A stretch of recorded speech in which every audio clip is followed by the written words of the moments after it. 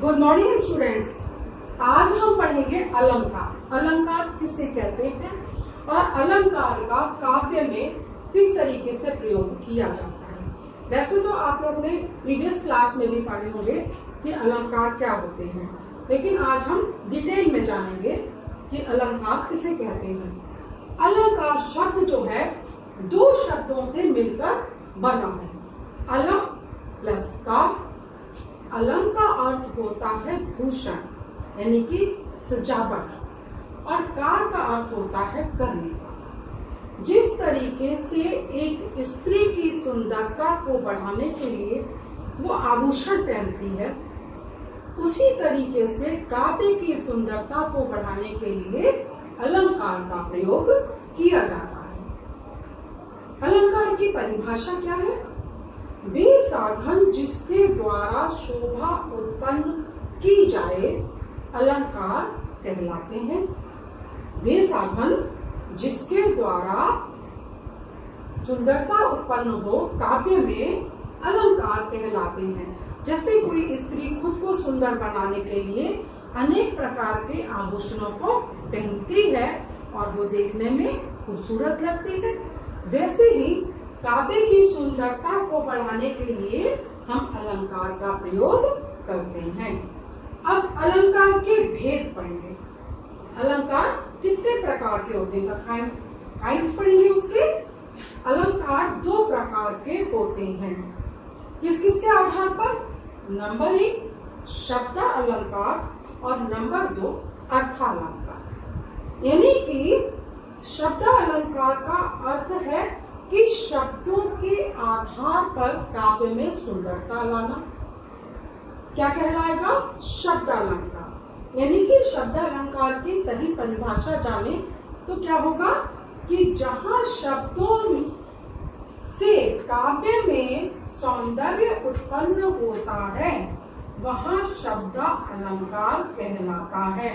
यानी कि शब्दों को किस तरीके से प्रयोग में लाया गया, शब्दों द्वारा काव्य की सुंदरता को बढ़ाने का कार्य। यानी कि जहां पर शब्दों से काव्य में सौंदर्य उत्पन्न होता है वहां शब्द अलंकार होता है। और अर्थालंकार यानी कि अर्थ के आधार पर, जहां पर अर्थ के आधार पर काव्य में सुंदरता बढ़ती है वहां पर अर्थ अलंकार होता है। अब सबसे पहले हम जानेंगे कि शब्द अलंकार के भी 3 भेद होते हैं और अर्थालंकार के भी भेद होते हैं। तो सबसे पहले तो हम शब्द अलंकार के भेदों को पढ़ेंगे कि शब्द के आधार पर कितने प्रकार के भेद होते हैं। तो शब्द के आधार पर जो है 3 प्रकार के भेद होते हैं। यानी कि शब्द अलंकार जो है वो 3 प्रकार का होता है। नंबर 1 अनुप्रास अलंकार। अब अनुप्रास अलंकार की परिभाषा क्या है? अनुप्रास का अर्थ होता है समान वर्णों को दोहराने से जहां कविता में व्यंजन के कारण चमत्कार उत्पन्न होता है। यानी कि अनुप्रास का अर्थ है जहां पर समान वर्ण आए, मतलब एक ही वर्ण को बार बार प्रयुक्त किया जाए, एक ही वर्ण की बार बार आवृत्ति हो, यानी कि उसको दोहराया जाए, बार बार उसका प्रयोग किया जाए, तो वहां पर क्या होता है? अनुप्रास अलंकार होता है। जैसे एक उदाहरण हम लोग जान लेते हैं अनुप्रास अलंकार का। बरसत बारिद बूंद, यानी कि यहाँ पर बरसत में भी बा आया, बारिद में भी बा आया और बूंद में भी बा आया। यानी कि तीनों शब्दों में वा वर्ण की आवृत्ति हुई है। यानी कि यहाँ पर अनुप्रास अलंकार है। देखो यहाँ पर सबसे बड़ी पहचान ये है कि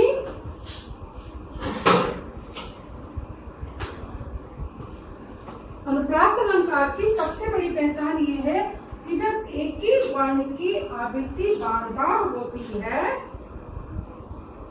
वहां पर अनुप्रास अलंकार होता है। अब एक उदाहरण मैं आपको और देकर बताती हूँ। कर्ण, तनुजा,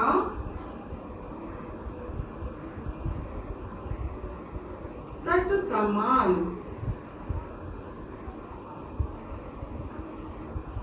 यानी कि यहाँ पर ता वर्ण की आवृत्ति हुई है। ता ता ता ता, यानी कि हर शब्द में पहला वर्ण क्या आया? ता आया। तो जब एक ही वर्ण बार बार आए तो वहां पर क्या होगा स्टूडेंट्स? अनुप्रास अलंकार, यानी कि एक ही वर्ण को बार बार दोहराया गया। एक उदाहरण मैं और आपको बताती हूँ, बहुत इजी सा है। चाचा ने चाची को चांदी के चम्मच से चटनी चटाई। तो यहाँ पर किसका हुआ? चा वर्ण की आवृत्ति हुई बार बार, यानी कि एक ही वर्ण आया। कौन सा आया? चा। चाचा ने चाची को चांदी के चम्मच से चटनी चटाई, यानी कि हर बार चा वर्ण की आवृत्ति हुई, इसलिए यहाँ पर अनुप्रास अलंकार बन गया। Understand everybody? Yes yes students. तो नंबर 2 पे आता है यमक अलंकार। पहले हमने जाना अनुप्रास अलंकार और उसके बाद आता है यमक अलंकार। यमक का अर्थ होता है कि जहाँ कोई शब्द बार बार आए किंतु उसका अर्थ बदल जाए, तो वहां पर क्या होगा? यमक अलंकार। अनुप्रास अलंकार में क्या था कि एक वर्ण की आवृत्ति होती है। वर्ण तो आप जानते ही होंगे, भाषा की सबसे छोटी इकाई क्या होती है? वर्ण। जैसे आ, ई, क, ख, ग, घ, ये सब वर्ण होते हैं। लेकिन अगर वही वर्ण की जगह अगर शब्द की आवृत्ति, यानी कि जहां कोई शब्द बार बार आए किंतु उसका अर्थ बदल जाए, तो वहां पर क्या होगा? यमक अलंकार हो जाता है। अब जिसका उदाहरण जानते हैं हम लोग, क्या है? काली घटा का घमंड घटा। काली घटा, घटाएं जो बादलों में छाती हैं। कभी कभी बारिश से पहले क्या होता है? आसमान में काली काली घटाएं छा जाती हैं। अब वो काली घटा है यहाँ पर का घमंड घटा। अब एक घटा का मतलब तो यहाँ पर काली घटा से है और दूसरी घटा का अर्थ है घमंड घटा, यानी कि किसी व्यक्ति का जो घमंड है या अहंकार है वो कम हो गया, घट गया, यानी कि दोनों घटा शब्द का अर्थ भिन्न भिन्न हो गया। काली घटा का घमंड घटा, यानी कि काली घटा काले बादल, काली घटाएं, और घमंड घटा माने किसी व्यक्ति का जो अहंकार है वो घट गया, कम हो गया। तो इस तरीके से शब्द तो एक ही है, दोनों जगह घटा और घटा, लेकिन दोनों घटा का अर्थ जो क्या है भिन्न भिन्न है। तो जहाँ अर्थ भिन्न भिन्न हो, शब्द एक ही हो, वहां पर यमक अलंकार कहलाता है। Understand everybody? नेक्स्ट आता है श्लेष अलंकार। ये सब जो है शब्द अलंकार के भेद हैं। सबसे पहले तो था अनुप्रास अलंकार, नंबर 2 यमक अलंकार, नंबर 3 पे आता है श्लेष अलंकार। श्लेष का अर्थ होता है जहां कोई शब्द एक बार प्रयुक्त हो तथा उसके 2 या 2 से अधिक अर्थ हो। शब्द तो एक है लेकिन उसके अर्थ कितने हो गए? या तो 2 है या फिर 2 से ज्यादा है, 3 भी हो सकते हैं। अगर एक ही शब्द के कई सारे अर्थ निकलते हैं तो वहां पर श्लेष अलंकार कहलाता है। इसका उदाहरण जान लेते हैं। मेरे मानस के मोती, मेरे मानस के मोती। मानस का अर्थ होता है मानसरोवर। सबको पता है मानसरोवर कहाँ? हिमालय पर है।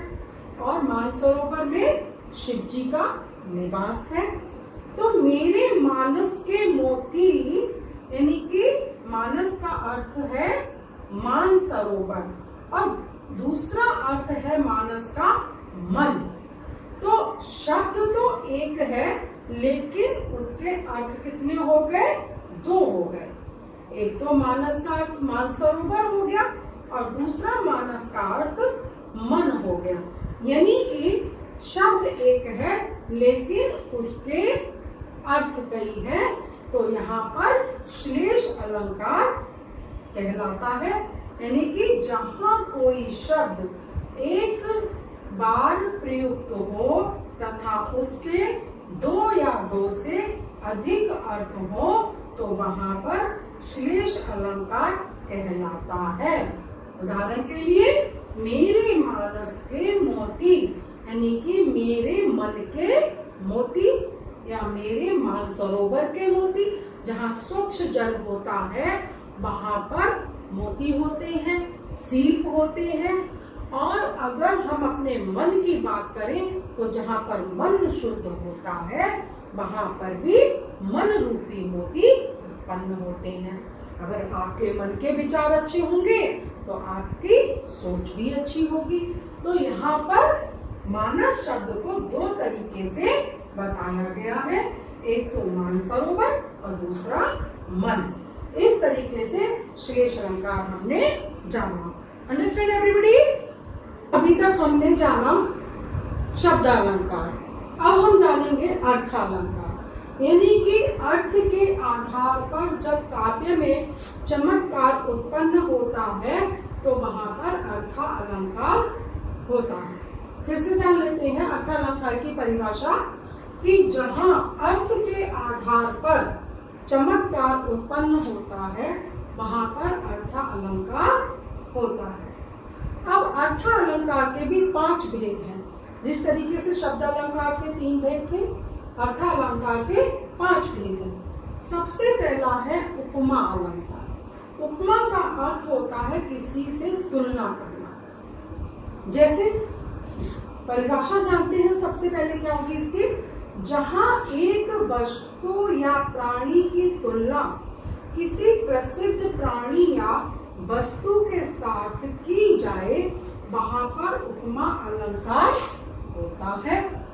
फिर से जान लेते हैं परिभाषा क्या है उपमा अलंकार की परिभाषा कि जहां एक वस्तु या प्राणी की तुलना किसी प्रसिद्ध प्राणी या वस्तु के साथ की जाए तो वहां पर उपमा अलंकार होता है।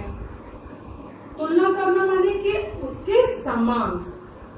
कोई दो व्यक्ति हैं और दोनों को एक दूसरे में समानता ढूंढी जाए कि वो उसके समान है तो वहां पर उपमा अलंकार होता है। अब देखो उदाहरण के तौर पे हम क्या जानेंगे? उदाहरण क्या है इसका? हरिपद कोमल कमल से। हरि का मतलब होता है भगवान और पद माने उनके पैर, कोमल माने मुलायम और कमल माने कमल का फूल। तो कमल का फूल कैसा होता है? एकदम मुलायम होता है, सॉफ्ट होता है। उसी तरीके से भगवान के जो पैर होते हैं वो कमल के समान मुलायम होते हैं, सॉफ्ट होते हैं। यानी कि हरिपद कोमल कमल से कि भगवान के हरि के कृष्ण के पैर जो है वो किसके समान है? कमल के समान है। यहाँ पर भगवान के पैरों की तुलना कमल के फूल के साथ की गई है कि जिस तरीके से कमल मुलायम होता है, सॉफ्ट होता है, वैसे ही भगवान के हरि के पैर जो हैं वो कैसे होते हैं? मुलायम होते हैं, सुंदर होते हैं। तो हरिपद कोमल कमल से, तो यहाँ पर भगवान के पैरों की तुलना कमल के फूल के साथ की गई है। एक और उदाहरण जान लेते हैं। गा रही है यामिनी मधुर कोकिला सी। अब कौन गा रहा है? यामिनी गा रही है। किसकी तरह गा रही है? कोकिल के समान। कोकिल माने कोयल, मधुर माने मीठा, अब कोयल की आवाज तो सभी ने सुनी होगी। आजकल देखो वैसे भी आम का सीजन है, तो आम का जब बौर निकलता है तो कोयल जो है आम के पेड़ पर सुबह सुबह कूक करती है, कूकती है। तो यहाँ पर यामिनी की जो आवाज है उसकी तुलना किसके साथ की गई है? कोयल के साथ, कोकिला के साथ। यानी कि यामिनी जो गाना गा रही है वो किसके समान है? कोयल की आवाज के समान है। यानी कि कोकिल में और यामिनी के बीच में क्या समानता है? तो दोनों की तुलना की गई है एक दूसरे के साथ। यामिनी की तुलना कोयल के साथ की गई है, तो इसलिए यहाँ पर उपमा अलंकार बनता है, क्योंकि उपमा मीन्स एक दूसरे में समानता ढूंढना। एक और उदाहरण है, पीपल पात सरिस मन डोला। पीपल का मतलब होता है पीपल। पीपल का पेड़ सभी जानते हैं, जगह जगह लगे होते हैं, मंदिर के पास, जंगल में, घर के पास। पीपल मीन्स पीपल, और पात माने पत्ता, और सरिस मन डोला माने कि उसके समान। मन डोला, जैसे पीपल का पत्ता हवा में उड़ता है उस तरीके से हमारा मन डोल रहा है। यानी कि पीपल के पत्ते की तुलना मन से की गई है, यानी कि दोनों में उपमा अलंकार है। तो इसी तरीके से यहाँ पर हमने जितने भी उदाहरण जाने वहां पर एक दूसरे के प्रति तुलना की गई है, और जहाँ पर तुलना का भाव होता है वहां पर उपमा अलंकार होता है। दूसरे नंबर पे आता है रूपक अलंकार। रूपक का क्या अर्थ है? इसकी परिभाषा जानते हैं सबसे पहले। जहाँ उपमेय और उपमान में अधिक समानता हो, मतलब कि उपमेय और उपमान जिससे तुलना की जा रही है उसमें और जिसके द्वारा की जा रही है उसमें, उन दोनों में अधिक समानता प्रकट करने के लिए अव्ययता या आरोपण कर दिया जाए, वहां पर रूपक अलंकार होता है। ये भी मिलता जुलता है उपमा अलंकार से, लेकिन यहाँ पर फर्क इतना है कि यहाँ पर जो समानता ढूंढी जा रही है वो जो क्या है, वहां पर अधिकता पाई जा रही है, दोनों के बीच में ज्यादा समानता पाई जा रही है। कैसे? उदाहरण क्या है इसका? चरण कमल बंदेउ हर राही। यहाँ पर उदाहरण है, चरण माने पैर, कमल के समान, बंदे बंदे कह रहे हैं हरि राही माने ईश्वर के लिए।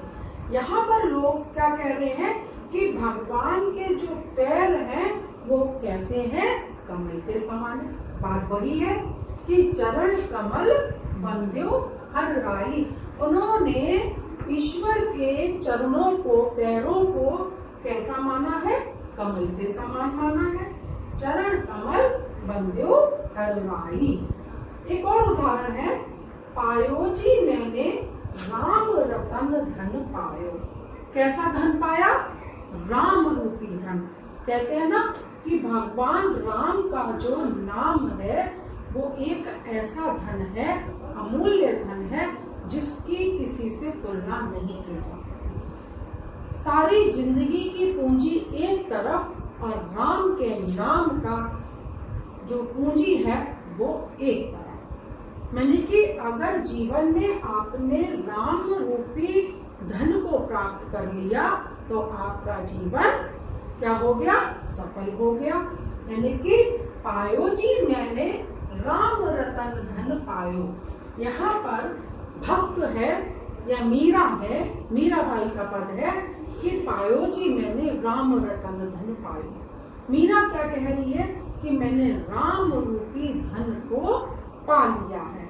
मेरे पास जो ऐसा अमूल्य धन है जिसकी तुलना किसी और से नहीं की जा सकती है। तो यहाँ पर अधिक समानता का भाव है, इसलिए यहाँ पर रूपक अलंकार बनता है।